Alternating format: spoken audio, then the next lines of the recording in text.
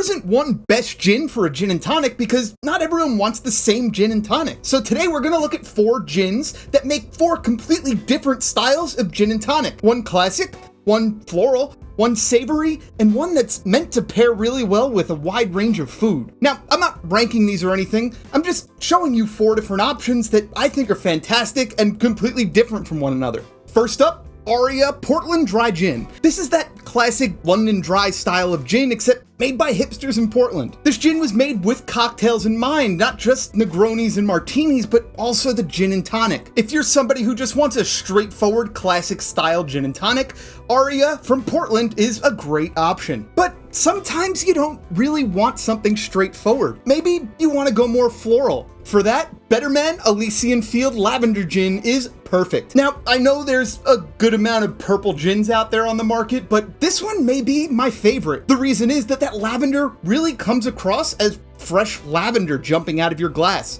So if you want a gin and tonic that has that floral edge, maybe squeeze a lemon over the top even, this is perfect. I really love to drink this like late spring to midsummer because it's bright and fresh, and just gives you that impression of sitting out in a field full of flowers. But let's say that floral isn't really your thing. In that case, maybe you like something a little more savory? Enter Junipero Smoked Rosemary Gin. This goes in the opposite direction from floral and gives you a more savory, smoky profile. Now, this stuff is really interesting to drink neat, but my favorite way to enjoy it is in a gin and tonic. I'll often rim it with fresh cracked black pepper, and if I have one, I'll throw a fresh sprig of rosemary into the glass. That kind of reinforces and invigorates the flavor profile of the gin instead of just decorating your glass. So if you're not in the mood for the classics and you're not in the mood for something floral, this is a delicious bottle of gin to make a gin and tonic with. And finally, this might be my favorite gin right now. This is Nordés Atlantic Gin. This comes from Galicia in Spain, and the base spirit is distilled from Albariño. So it's already starting off with this aromatic base. They use a lot of coastal botanicals, which give you the impression of a sea breeze and